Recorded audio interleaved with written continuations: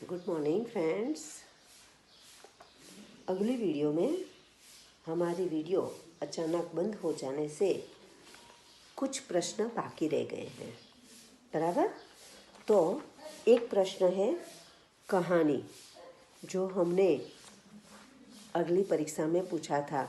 नौकर चोरी करना है ना, तो ये कहानी है। अब उसके दूसरा प्रश्न है कि रेखांकित शब्द की संज्ञा पहचानिए और उसे जातिवाचक संज्ञा और व्यक्तिवाचक संज्ञा में वर्गीकृत कीजिए। यानी कि आपको संज्ञा पहचाननी है और जातिवाचक है या व्यक्तिवाचक वहाँ लिखना है, बराबर। तो जातिवाचक किसे कहेंगे? जो पूरी जाति का बोध कराए। जैसे कि प्राणी, तो प्राणी एक नहीं होता है, कुत्ता एक नहीं होता है, पूरी जाति होती है। मनुष्य एक नहीं होता है, पूरी जाति होती है, बराबर। तो ये जातिवाचक। और व्यक्तिवाचक तो वो एक ही है, इसके सिवा और कोई नहीं है। जैसे कि गोपाल, तो गोपाल नाम बहुत है, पर गोपाल जो लड़का है, इंसान है, मानवी है, वो एक ही है। उसके जैसा गुण, रंग, रूप दूसरे का नहीं होगा, बराबर। तो मैं आपको वाक्य दूंगी, वाक्य को आप जातिवाचक और व्यक्तिवाचक में वर्गीकृत करके वहाँ वो शब्द लिखोगे, बराबर। अब मेरा प्रिय प्राणी, कोई ना कोई प्राणी तो आपका प्रिय होगा ही। जैसे कि कुत्ता, हाथी, घोड़ा, किसी का तो शेर होता है ना। तो यहाँ आपको इसके बारे में लिखना है, बराबर। तो हमारा लेसन नंबर 3 ख़त्म होता है। अब हमारा आगे लेसन है लेसन नंबर 4, कथनी और करनी, जो निबंध में भी पूछा जाता है। कथनी यानी कहना और करनी यानी करना। हमारा कहना और करना क्या होता है, इससे क्या लाभ है, क्या गैर लाभ है, तो वह हमें यहाँ इस पाठ से समझने मिले। आपकी कथनी और करनी एक होनी चाहिए, समान होनी चाहिए।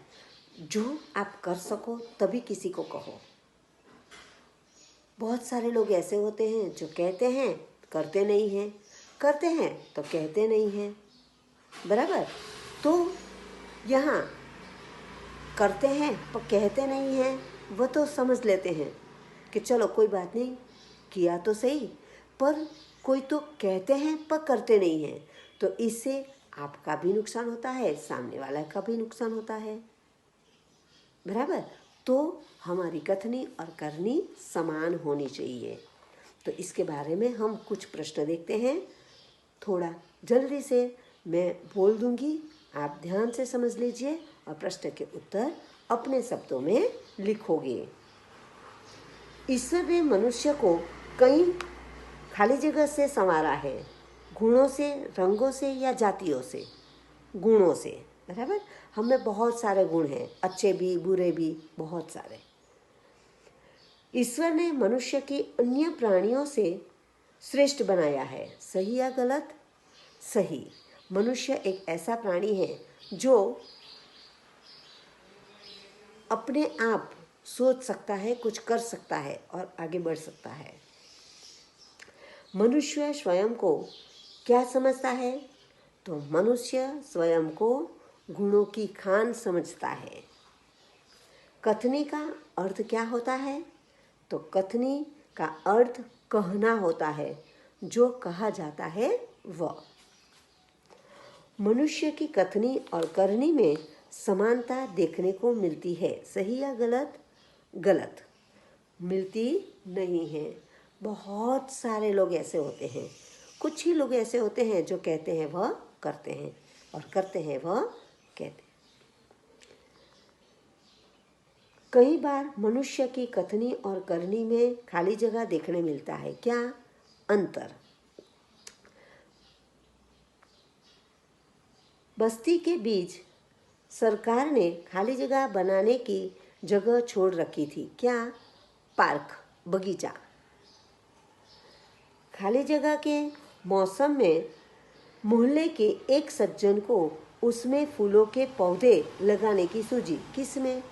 बरसात की ऋतु में। ऋतु लिखा है इसीलिए बरसात। कुछ दिन बाद खाली जगह खिलने लगे फूल। मोहल्ले के लोग पार्क में कब टहलने लगे? तो मोहल्ले के लोग सुबह शाम पार्क में टहलने लगे। सभी को क्या अच्छा लगता है? बाग, फूल, फल या पौधे? फूल अच्छे लगते हैं। फूल सबको अच्छे क्यों लगते हैं? तो फूल रंग बिरंगी होते हैं, उनमें से मन भावनी सुगंध निकलती है। फूलों के तोरणों से स्थान और फूलों की मालाओं से मूर्ति की शोभा बढ़ जाती है। फूलहार का उपयोग विशिष्ट व्यक्ति का सम्मान करने में होता है। अपने इन गुणों और उपयोगों के कारण फूल सबको अच्छे लगते हैं। कुछ न कुछ गुण होते हैं, कुछ न कुछ विशिष्टता होती है और इसीलिए सब अपने अपनी जगह पर अच्छे हैं। सज्जन ने पार्क में क्या टांग दिया? कपड़े, पर्दे, तख्ती या चादर? तख्ती। सज्जन ने खाली जगह के ऊपर लिखकर टांग दिया। किसके ऊपर? तख्ती के ऊपर। सज्जन ने तख्ती के ऊपर क्या लिखा था? तो सज्जन ने तख्ती के ऊपर लिखा था कि फूल तोड़ना मना है। अपनी शर्म मिटाने के लिए सज्जन ने क्या कहा? तो अपनी शर्म मिटाने के लिए सज्जन ने कहा कि यह फूल तो पूजा के लिए तोड़ रहा हूँ।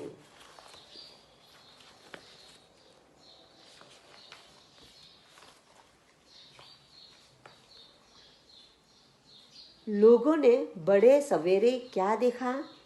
तो लोगों ने बड़े सवेरे देखा कि तख्ती लगाने वाले सज्जन ही बड़े सवेरे जल्दी जल्दी फूल तोड़ रहे थे।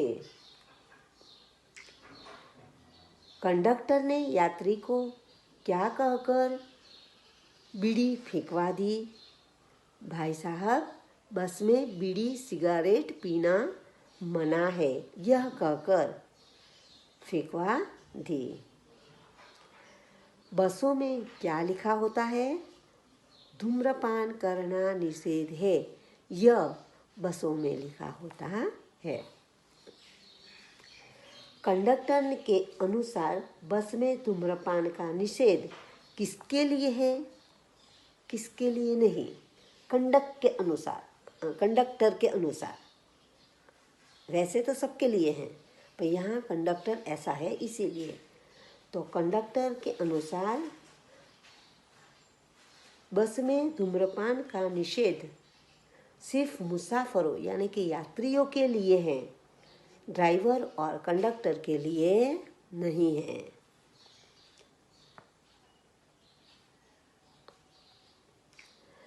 दुकानदार ने एक व्यक्ति से क्या कहा? दुकानदार ने एक व्यक्ति से कहा, पर दुकान के सामने बीच सड़क पर स्कूटर खड़ा रखना कोई ठीक बात नहीं है। सज्जन ने दुकानदार से क्या कहा? सज्जन ने दुकानदार से कहा, मुझे ज़्यादा समय तक थोड़े ही रुकना है, मैं तो सामान लेकर अभी चला जाऊंगा। कई लोग खाली जगह की बातें करते हैं। किसकी बातें करते हैं? आदर्श की बातें करते हैं। मकान मालिक क्यों हंसने लगे? तो बच्चे ने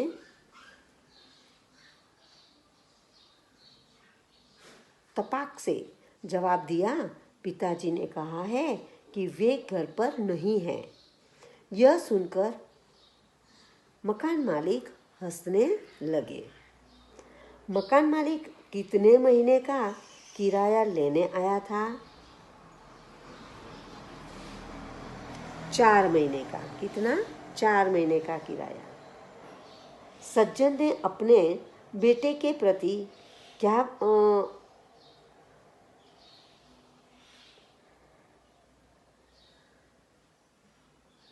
पक्षपात किया? तो दुकान के सामने स्कूटर रखने के लिए बेटे को मना नहीं किया और आने वाले ग्राहक को स्कूटर रखने के लिए मना करके बेटे के साथ यह पक्षपात किया, यानी कि दूसरों को नहीं रखने दिया और उसके बेटे को रखने दिया। सदा अपनी खाली जगह की प्रतीक्षा करनी चाहिए। किसकी? अपनी बारी की। सज्जन बिल जमा करने अपने पोते के साथ आए थे। सही या गलत? सही। सज्जन ने अपने पोते को क्या सिखाया था? तो सज्जन ने अपने पोते को यह सिखाया था कि हमें कभी किसी काम को गलत ढंग से नहीं करना चाहिए। सदा अपनी बारी की प्रतीक्षा करनी चाहिए। सज्जन का पोता कितने वर्ष का था? 6, 9, 12 या 5? 6 वर्ष का था।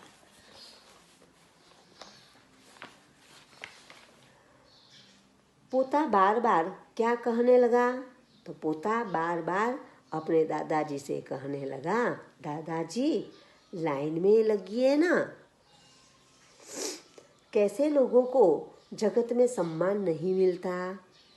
तो जिसकी कथनी और करनी दोनों में अंतर रहता है, उन्हीं लोगों को जगत में सम्मान नहीं मिलता। हमें कथनी और करनी में सदैव समानता रखनी चाहिए। सही या गलत? सही। दुनिया में सम्मान कब मिलता है? तो जब कथनी और करनी समान होती है, तब जग में सम्मान मिलता है। फूल लगाने वाले सज्जन की कथनी और करनी में क्या अंतर था? तो फूल लगाने वाले सज्जन ने पार्क में एक तख्ती टांग दी थी कि फूल तोड़ना मना है। इस तख्ती के कारण कोई फूल नहीं तोड़ते थे।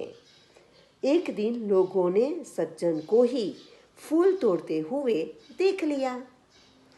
जिस काम को नहीं करने के लिए दूसरों को मना किया था, वही काम स्वयं ही कर रहे थे।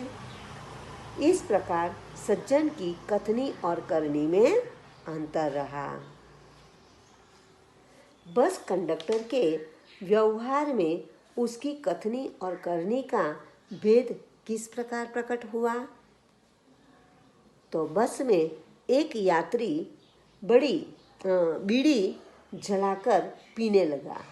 तब कंडक्टर ने उसे मना करते हुए जल्दी बीड़ी खिड़की से बाहर फेंकवा दी।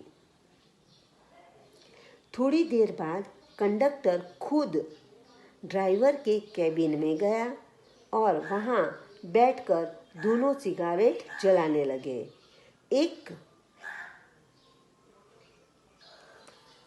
यात्री के टोकने पर कंडक्टर ने कहा कि बस में धूम्रपान सिर्फ मुसाफिरों के लिए मनाही है, हमारे लिए नहीं।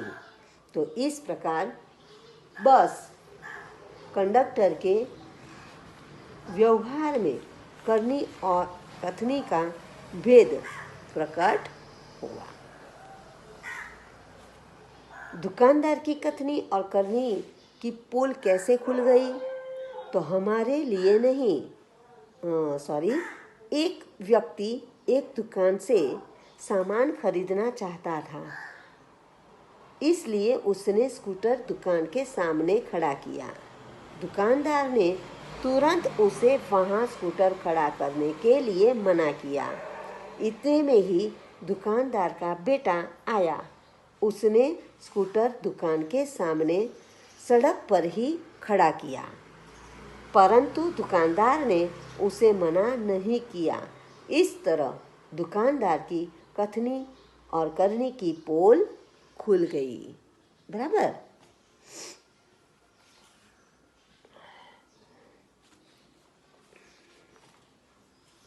किराएदार को शर्मिंदा क्यों होना हुआ? तो किराएदार अपने घर में एक मित्र से बातें कर रहा था। उसी समय मकान मालिक ने 4 महीने का बाकी किराया लेने के लिए दरवाज़ा खटखटाया। किराएदार खिड़की से झांककर अपने बेटे को समझाकर बाहर भेजता है। बेटे की बात सुनकर मकान मालिक और घर में बैठा मित्र दोनों मुस्कुराने लगे, यानी कि मुस्कुराए। इस तरह किराएदार मित्र की अपनी कथनी और करनी में अंतर के लिए शर्मिंदा होना पड़ा।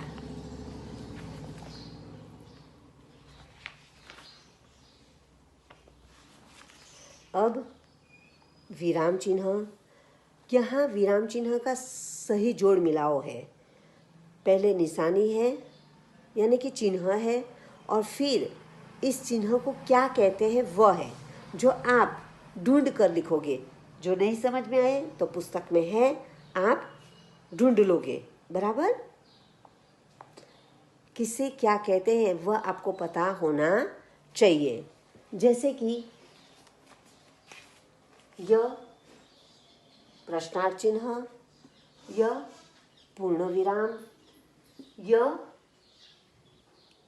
इकहरा अवतरण चिन्ह, यह दोहरा अवतरण चिन्ह, यह अल्प विराम, यह आश्चर्य चिन्ह, और यह है योजक। बराबर। तो इतने सारे विराम चिन्ह हमारे इस एक्सरसाइज में है, जो आप सही जगह से ढूंढकर नंबर लिखोगे। धूम्रपान वर्जित है। कहाँ कहाँ और क्यों लिखा होता है? तो धूम्रपान वर्जित है ऐसा बसों और रेलगाड़ियों जैसे सार्वजनिक वाहनों में लिखा होता है। अस्पतालों, सिनेमा गृहों और दवाखानों में भी धूम्रपान न करने की चेतावनी दी जाती है। बाग बगीचे, पुस्तकालय, प्रतीक्षालय, धर्मशाला और सार्वजनिक शौचालय आदि स्थानों पर ऐसी पट्टियां लगाई होती है। धूम्रपान से वायु प्रदूषित होती है। प्रदूषित वायु में सांस लेने से छाती और फेफड़े की कई बीमारियां होती हैं। इसलिए सार्वजनिक स्थानों पर धूम्रपान की मनाही की जाती है। लोग कहाँ कहाँ कतार में खड़े रहते हैं? तो लोग ट्रेन, सर्कस, प्रदर्शनी और सिनेमा के टिकट के लिए कतार में खड़े रहते हैं। राशन की दुकानों से राशन लेने के लिए, लाइट या टेलीफोन के बिल भरने के लिए, बस में चढ़ने के लिए,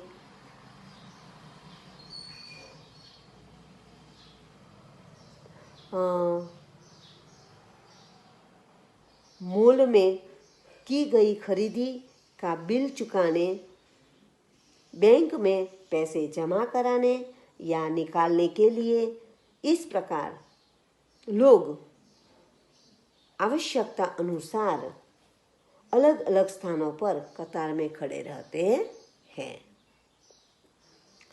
अब यहाँ पर विराम चिन्ह आपको यथा जगह रखना है, जो आपको पता है कहाँ पर क्या रखना है।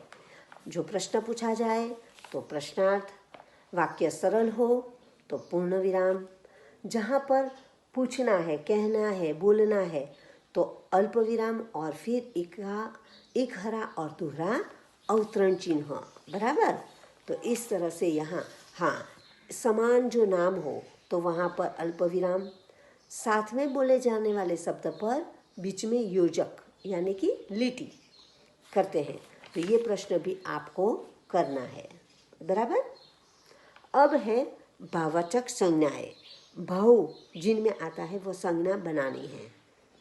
सच्चा तो सच्चा से सच्चाई, ऊंचा ऊंचाई, बच्चा बचपन, लंबा लंबाई, अमीर अमीरी, गरीब गरीबी, बूढ़ा बुढ़ापा, रंग रंगीन। तो ये हमारे भाववाचक संज्ञा हुई। सच्चाई तो उसमें कौन सा भाव है? सच्चा का, समझ गए आप।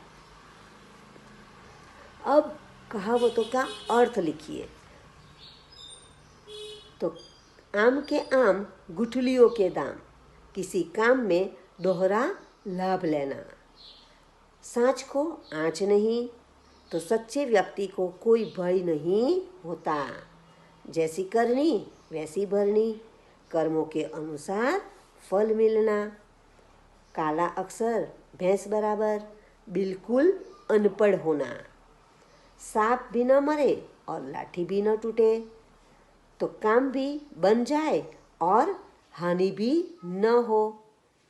कोई चारा न होना, कोई उपाय न होना, या फिर कोई रास्ता न होना।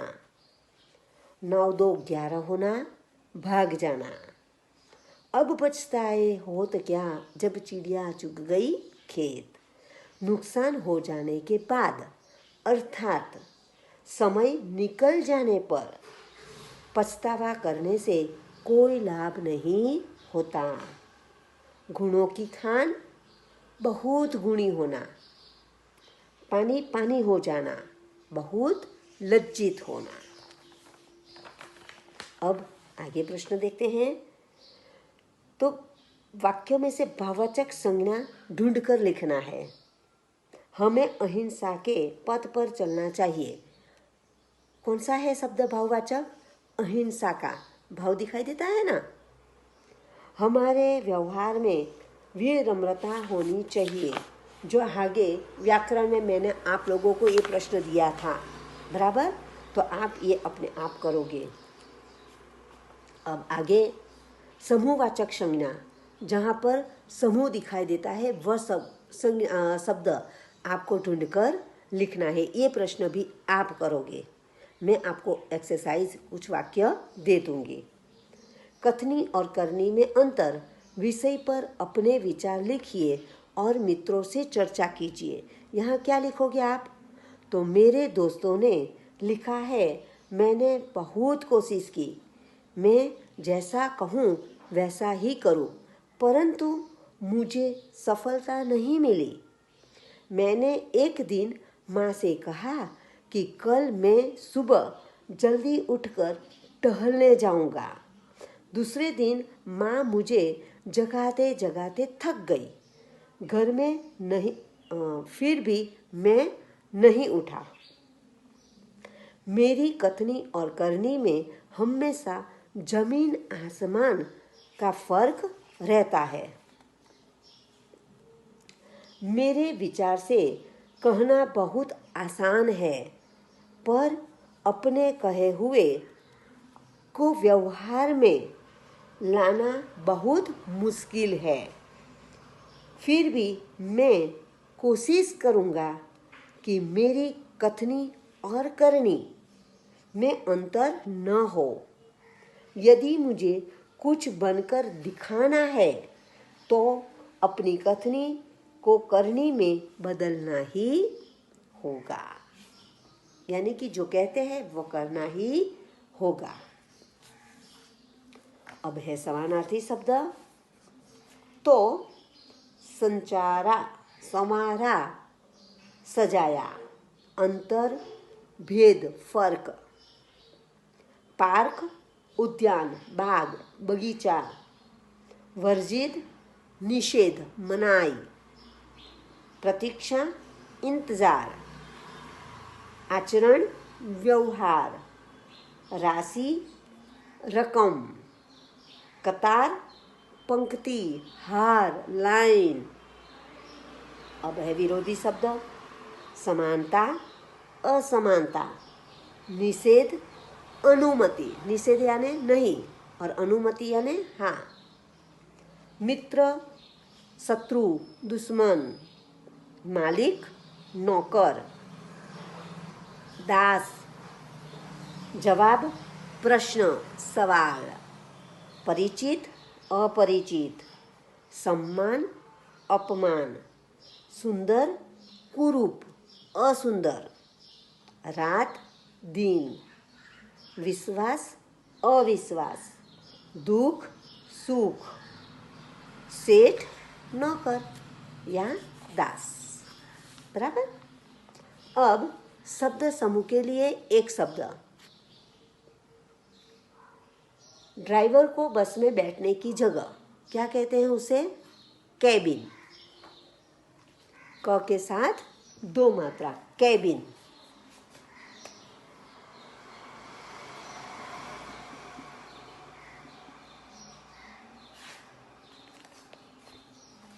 अब है शब्दकोश को शब्दकोश के क्रम में लिखिए। आपको पता है कि वो कैसे लिखना है, बराबर। तो पहले स्वर, उसके बाद व्यंजन। स्वर में भी पहले अम, फिर अ से औ तक की स्वर होंगे और उसके बाद व्यंजन।